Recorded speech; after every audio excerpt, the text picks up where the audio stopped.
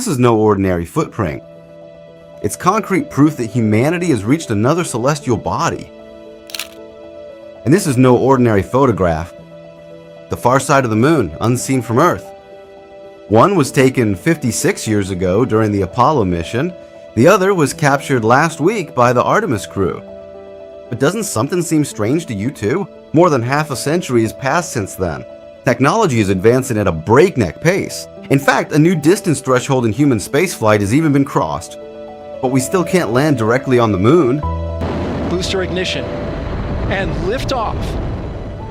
Artemis II was launched with great excitement in early April, and the 4-person space crew finally returned to Earth without a hitch. The splashdown sending post-landing command now. But this time we only got close to the moon. We couldn't touch it. Wait, haven't we already done this? We haven't landed on the lunar surface. Why does it seem like everything is starting over today? If it was done once, shouldn't the second time be easier? Or did we never go to the moon? Today, we should have watched these images as a much more ordinary development. But that's not what happened.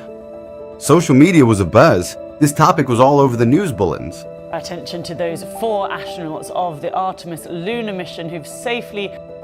There were live broadcasts lasting for hours. Because Artemis didn't seem like a simple repeat of what we did years ago. After looking through the zoom camera, It felt as if we were reopening a forgotten path. So what could we be misunderstanding? Is it Artemis or is it Apollo? These are flight plans. One is black and white, the other's in color. When we look back, we remember Apollo as a permanent beginning, as if a threshold was crossed and remained surpassed forever. However, the situation's different. Apollo is a historic milestone in humanity's reach for the moon. Today, we're still moving along the path that opened. But its main goal wasn't to establish a permanent presence on the moon. In those years, the main point was to get there and say, we made it this far. Of course, this doesn't diminish the value of Apollo. Astronauts didn't return from the moon with just these symbolic images. They also brought back rock and soil samples. That's why it would be unfair to see Apollo as just a symbolic victory. Moreover, the price of this victory was very high. In 1967, the Apollo 1 mission ended with the death of 3 astronauts. So the first step on the moon actually came after a tragic accident on Earth. After tests, delays, and risks, Apollo 11 was finally launched on July 16, 1969. 3, 2, 1, 0. All engines running, liftoff. 4 days later, humanity set foot on the lunar surface for the first time. There you go. And it wasn't just a one-time success either. Humanity landed on the moon again and again after Apollo 11. So the problem wasn't succeeding just once. It was the failure to turn that success into a permanent system. I mean, landed on the moon and planting a flag doesn't mean we've conquered it. We just touched it and then we came back. So we briefly crossed a threshold that seemed impossible under the conditions of that time. But now we're trying to establish a permanent presence there. That's the main reason why everything seems to be starting all over again today. Because crossing a threshold once is one thing, making it permanent is another. So why couldn't Apollo be permanent? Because it didn't have a goal like that. There are technical reasons for this, of course, but the primary reason is different. Apollo was designed to win a race. When the race ended, the political will that sustained it also dissolved. The numbers show this very clearly too. During the Apollo era, NASA received about 4.5% of the federal budget. Just imagine what a massive percentage that is for a space agency. Do you know what NASA's total share is today? It's even less than 0.5%. Now, you might ask how things are moving forward with the budget so low. Because the burden of Artemis isn't on the shoulders of a single nation like Apollo was. Today, alongside NASA, there are private companies, commercial landers, and international partners. So this time, it's not just about launching a rocket, but turning the path to the moon into a structure that different actors can sustain together. This is one of the most important differences that sets Artemis apart from Apollo. There are things more important than money. Back then, there was a total national mobilization. A massive team of about 400,000 people, from engineers to technicians, even the women sewing spacesuits, was locked onto a single goal: reaching the moon and planting the flag there. But a huge part of that immense effort was one-time use. A similar massive effort was required from scratch every single time. Do you know what this is like? Imagine barely dropping someone off at the summit of Everest by helicopter just to take a photo. And they say, I made it up here, and plant the flag. How nice. Very cool.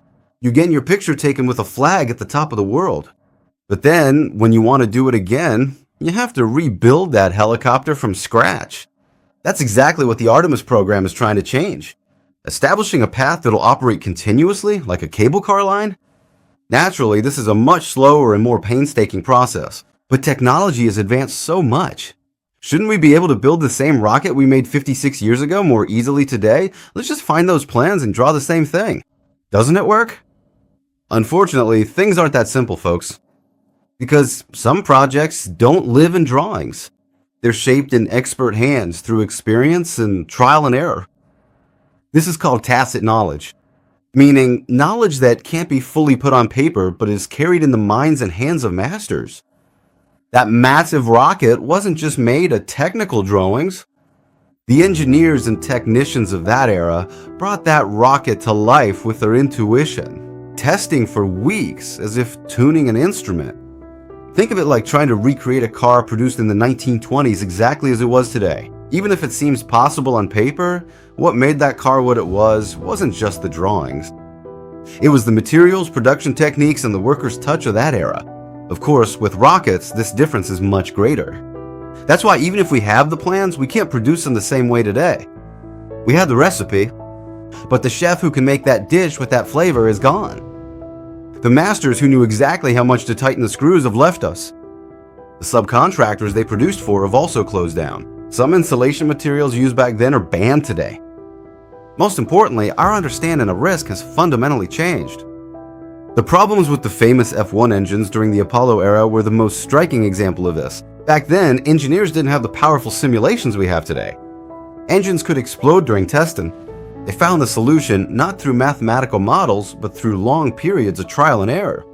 The muscle memory from that difficult process is now largely lost. So what does this changing understanding of risk lead to today? For example, why do you think Artemis II didn't land on the moon on this flight? There's nothing wrong with the spacecraft. We trust our technology too. Despite that, we just looped around the moon and came back. Because the safety paradigm has changed a lot since the 1960s. Looking at the risk tolerance of those days, it makes your skin crawl. When the Apollo program first started, the crew's chance of safely going to the moon and back was an incredibly low 5%. This is literally walking into death with your eyes wide open. Today, the acceptable risk level is much stricter. Moreover, our goal today is different. It's not just to leave a new footprint or collect geological samples. The goal is to establish a permanent presence on the moon and survive for a long time. And the secret to this lies right here. This is the moon's south pole. A place with massive pitch-black craters. There's water ice beneath them. If you can break that ice and get oxygen, you can live on the moon longer. Of course, these are very difficult missions. First of all, you're in space. The moon's gravity is 1/6 of Earth. The region is both constantly dark and lacks a direct line of sight to Earth, so communication's a major issue. For example, during the Artemis mission, astronauts lost all contact with Earth for about 40 minutes while passing behind the moon. That's why much tougher conditions await astronauts than the short visits of Apollo. But we also need to clear up this misunderstanding. Humanity didn't stop because it failed to go to the moon. It chose not to continue going to the moon. These two are different things. Because after Apollo, going back just to leave a footprint doesn't make much sense anymore. Now, permanent and sustainable goals are needed. The permanence that could be established with Apollo architecture would be limited and extremely expensive. Therefore, NASA shifted its focus to establishing a permanent human presence in a closer orbit to Earth. Skylab, the Space Shuttle, and later the International Space Station were the results of this strategy. By the way, going to the moon is still very difficult today. That's why so many tests are being done. In fact, the Artemis mission schedule has been updated several times. The target for the first manned landing has also been pushed to a later date. In the current plan, we'll be able to land on the moon in 2028 at the earliest. If everything goes well, actually, all these challenges show us just how extraordinary of a feat that past achievement really was. Because when we look back at Apollo, we see it as a mission that has already been completed. It feels like a success that's been put on a shelf, boxed up, and can be taken out whenever we want. However, Apollo wasn't just a great engineering achievement, you know? It was the convergence of an entire political will and industrial power on a single goal. That's why when we try to repeat it today, we're not just looking for an old rocket, but the spirit of that era. Moreover, the definition of what we call success has also changed today. For Apollo, success was simply going to the moon. For Artemis, it's been able to go back repeatedly and establish a permanent presence. The moon's an ideal place to test this. First of all, it's in a location that is relatively close to the Earth. If something goes wrong, we have the chance to fix it, at the very least. But still, it presents all the risks of living far away from the Earth. Do closed-loop life support systems actually work? How do the human body and mind react during long-term missions? Can we utilize resources right there on site? Humanity needs to learn all of this before embarking on a journey to Mars that will take months. So with Artemis, we'll test whether humanity can truly learn to be permanent in space. Maybe that's why today's missions don't seem like a continuation of those from the past. We're approaching the same threshold again, but this time with a completely different meaning. We should also mention something else here. We usually imagine progress as a straight line that keeps going upward, as if once we get there, that knowledge will stay with us forever. However, history often doesn't work that way. Some successes are only possible for a brief moment, because at that moment the necessary will, money, and manpower exist. Institutions are all looking in the same direction. Everyone is locked onto a common goal, and society finds that goal to be meaningful. And when all these things converge at a single point, the seemingly impossible suddenly becomes possible. But once that peak moment passes, the structure supporting that success can fall apart. The success goes down in history, but the spirit that made it possible is no longer there. So maybe this is what makes Apollo seem so astonishing to us today. We see it as a step in the history of technology that has already been surpassed. Yet it was an extraordinary leap that focused all the power of its era on a single goal. It was a moment of victory. It opened a door, but it couldn't keep that door open. It reached a summit, but it couldn't pave the way leading to that summit. Perhaps the best illustration of this is that footprint on the moon. It's still there, and it hasn't been erased. But that permanent mark didn't turn into a permanent presence with Apollo. Now we have Artemis. We haven't been able to leave a new footprint with it just yet. But for the first time, we are trying to establish a permanent presence.